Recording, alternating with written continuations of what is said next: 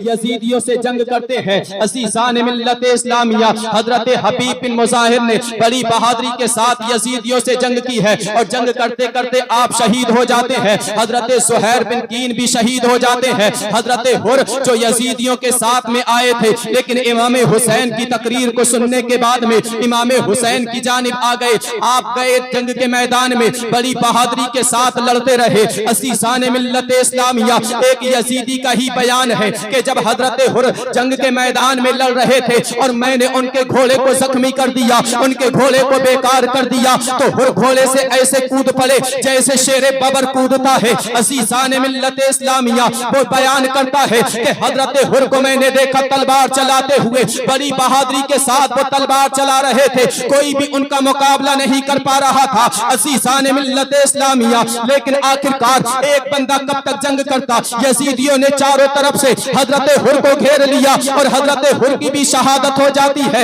عزیزان ملت اسلامیہ، پھر اس کے بعد میں حضرت اولاد عقیل کی باری آتی ہے، پھر ان کی شہادتیں ہوتی ہے۔ اس کے بعد میں حضرت عباس کے بھائیوں کی شہادتیں ہوتی ہے۔ عزیزان ملت اسلامیہ، جب تک امام حسین کے ساتھی رہے، جب تک امام حسین کے رفقا رہے، انہوں نے امام حسین کے بھتیجے یا بیٹے کو کربلا کے جنگ کے میدان میں نہیں جانے دیا۔ عزیزان ملت اسلامیہ، جب آپ کے تمام ساتھی شہید ہو گئے، آپ کے رفقا شہید ہو گئے، انہوں نے شہادت کا جام نوش کر لیا، تو پھر حضرت امام قاسم آتے ہیں امام حسین کی بارگاہ میں اور کہتے چچا جان مجھے جنگ کے میدان میں جانے کی اجازت دی جائے۔ اللہ اکبر! حضرت امام قاسم آ کر کے اجازت طلب کرتے ہیں۔ حضرت امام حسین کہتے ہیں اے میرے بھتیجے سنو، تم میرے بھائی حسن کی آخری نشانی ہو، میں تمہیں کس منہ سے جو ہے جنگ کے میدان میں جانے کی اجازت دے دوں؟ اس جنگ کے میدان میں جہاں سے ابھی تک کوئی واپس نہیں آیا ہے، حبیب بن مظاہر گئے واپس نہیں آئے، زہیر بن کین گئے وہ بھی شہادت کا جام نوش کر لیا، انہوں نے بھی شہادت کا جام نوش کر لیا۔ اسی جنگ کے میدان میں حر گئے، انہوں نے بھی شہادت کا جام نوش کر لیا۔ اس جنگ کے میدان سے ابھی تک کوئی واپس نہیں آیا ہے، میں تمہیں کس طریقے سے جنگ کے میدان میں جانے کی اجازت دے دوں؟ عزیزان ملت اسلامیہ، سرکار امام قاسم امام حسین کی بارگاہ میں المختصر بار بار اصرار کرتے رہے۔ جب امام قاسم نے بار بار اصرار کیا ہے، حضرت امام حسین نے پھر اجازت دے دی اور روتے ہوئے اپنے بھتیجے حضرت قاسم کو سینے سے لگایا اور لگانے کے بعد میں اپنے بھتیجے کو اجازت دی۔ اب حضرت امام قاسم نے اپنی تلوار کو سنبھالا اور تلوار کو سنبھالنے کے بعد میں گھوڑے پہ سوار ہوئے اور جنگ کے میدان میں پہنچے۔ جیسے ہی حضرت امام قاسم جنگ کے میدان میں پہنچے ہیں، اب ایک سپاہی یزید کا ہی بیان کرتا ہے کہ جب حضرت قاسم جنگ کے میدان میں آئے تھے، ایسا لگتا تھا کہ آسمان سے چاند اتر آیا ہو، ایسا لگتا تھا کہ آسمان سے سورج اتر آیا ہو۔ عزیزان ملت اسلامیہ، بتانے کا مقصد یہ ہے کہ یزیدی بیان کرتا ہے کہ امام قاسم اتنے حسین و جمیل لگ رہے تھے،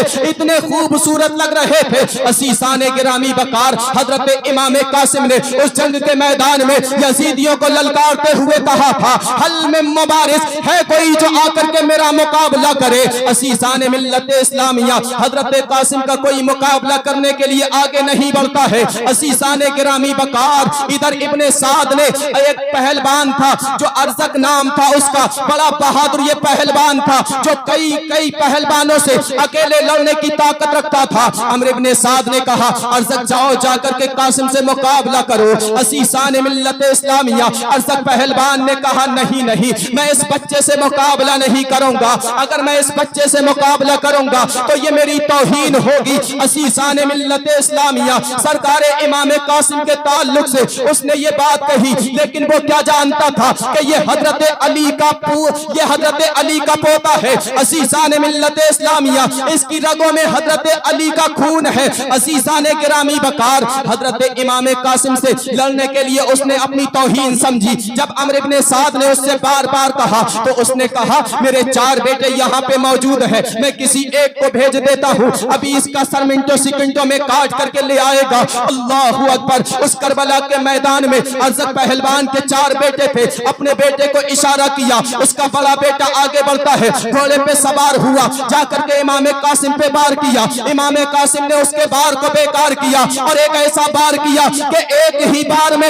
اس کو زمین پہ ڈھیر کر دیا. اور اس نے وہ جو زہر میں بجھی ہوئی تلوار لے کر کے آیا تھا، امام قاسم نے اس تلوار کو اٹھا لیا. اب اس کا دوسرا بیٹا آگے بڑھتا ہے اپنے بھائی کا بدلہ لینے کے لیے. اس نے جیسے ہی نیزے سے وار کیا ہے، حضرت امام قاسم نے اس کے نیزے کے وار کو بیکار کیا ہے اور پھر اس کے ایک ایسی تلوار ماری کاندھے پر کہ وہ زمین پر گرا. امام قاسم نے بغیر اس کو موقع دیے فوراً اس کی گردن کو کاٹ لیا، اس کے سر کو اس کے تن سے جدا کر دیا. عزیزان ملت اسلامیہ، ارزق کے دو بیٹوں کو امام قاسم نے جہنم میں پہنچا دیا. اب اس کے بعد میں ارزق کا تیسرا بیٹا آگے بڑھتا ہے، امام قاسم نے اس کو بھی قتل کیا. پھر چوتھا بیٹا آگے بڑھتا ہے شیر کی طرح دہاڑتا ہوا اپنے بھائی کا بدلہ لینے کے لیے، لیکن حضرت امام قاسم نے اس کو بھی جو ہے جہنم میں پہنچا دیا، پھر نار کیا. عزیزان ملت اسلامیہ، پھر اس کے بعد میں اب ارزق پہلوان خود جب اپنے بیٹوں کو اس کربلا کے میدان میں مرتا ہوا دیکھ چکا کہ امام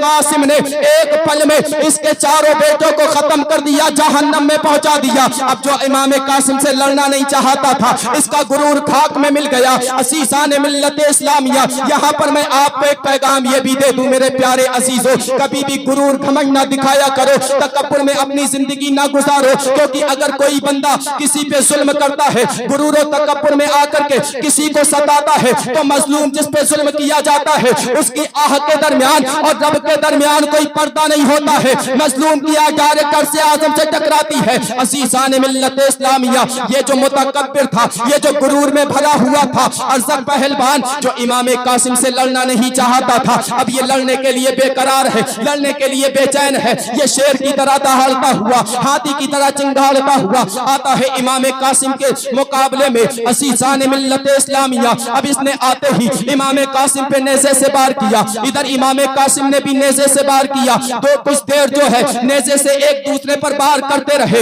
اس کے بعد ارزق پہلوان نے اپنی تلوار کو نکال لیا. جیسے ہی اس نے تلوار کو نکالا، امام قاسم نے بھی تلوار کو نکالا. جب امام قاسم نے تلوار کو نکالا ہے، عزیزان ملت اسلامیہ، ارزق پہلوان نے دیکھا یہ تو وہ تلوار ہے جو میرا بیٹا زہر میں بجھی ہوئی تلوار لے کر کے آیا تھا. اس نے کہا اے قاسم، یہ تلوار تمہارے پاس کہاں سے آ گئی؟ امام قاسم نے کہا یہ تلوار تیرا بیٹا مجھے نشانی کے طور پر دے گیا ہے. عزیزان ملت اسلامیہ، امام قاسم نے کہا اسی تلوار سے میں تجھے بھی جو ہے ابھی تیرے بیٹوں کے پاس میں پہنچا دیتا ہوں. عزیزان ملت اسلامیہ، ارزق پہلوان نے پھر غرور میں کہا کہ تو مجھے جہنم میں پہنچائے گا، میں ابھی تیرا کام تمام کر دیتا ہوں. حضرت امام قاسم نے ارزق پہلوان سے کہا میں تو تجھے بہت بڑا بہادر سمجھتا تھا، میں تو تجھے بہت بڑا چالاک سمجھتا تھا، لیکن تو تو بہت بڑا بے وقوف نادان ہے. ارے تجھے تو اپنے گھوڑے کی زین تک کسنا نہیں آتی ہے. جیسے ہی اس نے اپنے گھوڑے کی زین کی طرف نظر ڈالی ہے، امام قاسم نے فوراً پار کیا اور کھیرے کی طرح اس کے دو ٹکڑے کر دیے. عزیزان ملت اسلامیہ، یہ حضرت امام قاسم رضی اللہ تعالیٰ عنہ ہے جنہوں نے 5 بڑے بڑے بہادروں کو قتل کر دیا، جہنم میں پہنچا دیا. عزیزان گرامی وقار، اس کے بعد امام قاسم نے اپنے گھوڑے کو دوڑایا. امام حسین کی بارگاہ میں آئے اور کہتے چچا جان پیاس پیاس پیاس، اے چچا جان اگر ایک گھونٹ پانی مل جاتا تو میں ان ساروں کو قتل کر دیتا. عزیزان ملت اسلامیہ، حضرت امام حسین نے اپنے بھتیجے قاسم کو تسلی دیتے ہوئے فرمایا اے قاسم، اے میرے بھتیجے، ذرا تھوڑی دیر صبر کرو، ان قریب تم نانا جان کے ہاتھوں سے جام کوثر پیو گے. اللہ اکبر. پھر امام قاسم آتے ہیں جنگ کے میدان میں. آپ نے گھوڑے کو ایڑ لگائی، پھر جنگ کے میدان میں آئے. اب عمر بن سعد نے کہا کہ کوئی بھی قاسم کے مقابلے میں تنہا نہ جائے، کیونکہ یہ علی کا پوتا ہے، علی کا لاڈلا ہے. اگر اس کے مقابلے میں تنہا جاؤ گے تو اس نے ہمارے 5 بڑے بہادروں کو قتل کر دیا ہے، یہ ایک ایک کر کے سب کو قتل کر دے گا. اس لیے اس کے مقابلے میں ایک ایک کر کے نہیں جانا ہے، بلکہ چاروں طرف سے گھیر کر کے مقابلہ کیا جائے. عزیزان ملت اسلامیہ، اب ہزاروں کی تعداد میں یزیدیوں نے تیر اور بھالے لے کر کے، تلوار اور نیزے لے کر کے امام قاسم پہ وار کیے ہیں. اب امام قاسم پہ چاروں طرف سے وار کیے جا رہے ہیں. اللہ اکبر. حضرت امام قاسم رضی اللہ تعالیٰ پہ چاروں طرف سے وار کیے جا رہے ہیں. ایک ظالم نے ایسا ایسا نیزہ مارا کہ حضرت امام قاسم گھوڑے کی زین سے زمین پر آ گئے. اللہ اکبر. حضرت امام قاسم جیسے ہی زمین پر آئے, عزیزان ملت اسلامیہ اپنے چچا جان کو پکارتے ہیں, اپنے چچا جان کو پکارتے ہیں, اے چچا جان میری خبر لیجئے. عزیزان ملت اسلامیہ جب امام حسین پہنچے ہیں حضرت قاسم کے پاس میں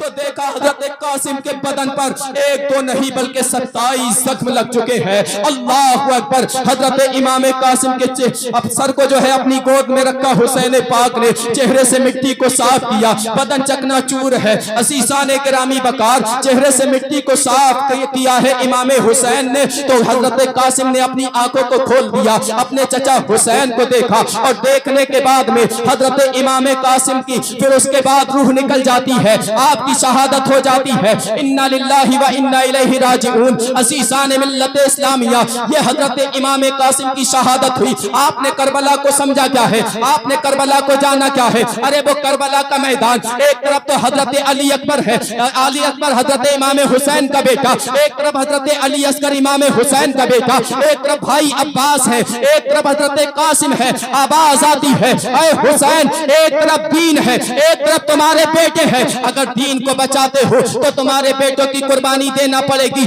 اگر بیٹوں کو بچاتے ہو تو جو ہے شریعت کا شیرازہ بکھر جائے گا, دین پامال ہو جائے گا. عزیزان ملت اسلامیہ امام حسین نے کہا تھا, امام حسین نے کہا مولا میں جو ہے حضرت علی اکبر اپنے بیٹے کو قربان کر دوں گا, 6 ماہ کے ننھے علی اصغر کو قربان کر دوں گا, عباس کو قربان کر دوں گا, لیکن مولا نبی کی شریعت پہ کوئی آنچ نہیں آنے دوں گا. جو نانا سے وعدہ کیا ہے میں اس کو پورا کر کے رہوں گا. میں اب آپ سے سوال کرنا چاہتا ہوں, بس یہی آخری پیغام دینا چاہتا ہوں کہ اے لوگوں, امام حسین نے دین کی خاطر اپنے بیٹے کو قربان کر دیا, پھر آج ہم اپنے بیٹوں کی خاطر شریعت کو کیوں پامال کر رہے ہیں؟ ہم دین کو پیٹ کے پیچھے کیوں ڈال رہے ہیں؟ ہم مذہب اسلام کے قانون کو کیوں چھوڑ رہے ہیں؟ عزیزان ملت اسلامیہ اگر واقعی سچے امام حسین کے ماننے والے ہو تو پھر شریعت کی پابندی کرو. اولاد کے لیے جائیداد اکٹھی کرنے میں حلال و حرام کی تمیز چھوڑ دینے والوں, حلال و حرام کی تمیز مت چھوڑو, بلکہ جو حلال ہے اس کی طرف آؤ, حرام کو چھوڑ دو. اولاد کی خاطر اگر حرام کماؤ گے, حرام کی طرف جاؤ گے, دوسروں کا دل دکھا کر کے, دوسروں کا مال ہڑپ کر کے اپنی اولاد کے لیے جمع کرو گے, تو یاد رکھنا ایک دن تمہیں بھی دنیا چھوڑ کر کے جانا ہے. اور جب جاؤ گے جس طریقے سے سکندر خالی ہاتھ گیا ہے, دنیا کے بڑے بڑے دولت مند خالی ہاتھ گئے ہیں, اسی طریقے سے تمہیں بھی خالی ہاتھ جانا ہے. کربلا کے میدان سے یہ پیغام لو کہ امام حسین نے دین کی خاطر اپنے تمام کنبے کو قربان کر دیا, اپنی جان کو قربان کر دیا. تو اگر دین کی خاطر ہمیں جان دینی پڑے گی تو دے دیں گے, مال دینا پڑے گا تو دے دیں گے, اولاد دینی پڑے گی تو دے دیں گے, لیکن شریعت کو نہیں چھوڑیں گے, بلکہ شریعت مصطفیٰ کی پابندی کریں گے اور زمانے کو یہ بتائیں گے محمد کی محبت دین حق کی شرط اول ہے, اسی میں ہو اگر خامی تو سب کچھ نامکمل. زندہ باز زندہ باز, سبحان اللہ, ماشاءاللہ. اللہ تعالی بس میری یہیں تک جو ہے تقریر کا اجازت تھی. اللہ تعالیٰ اس مختصر سے بیان کو قبول کر لے اور اللہ تعالیٰ اس کو اپنی بارگاہ میں قبول فرما کر کے ہمارے آپ سب کے لیے بخشش کا ذریعہ بنائے. بولنے میں جو بھی اغلاط باقی ہوئے ہوں اللہ تعالیٰ ان تمام غلطیوں کو معاف فرمائے. استغفر اللہ ربی من کل ذنب واتوب الیہ وما علینا الا البلاغ. السلام علیکم.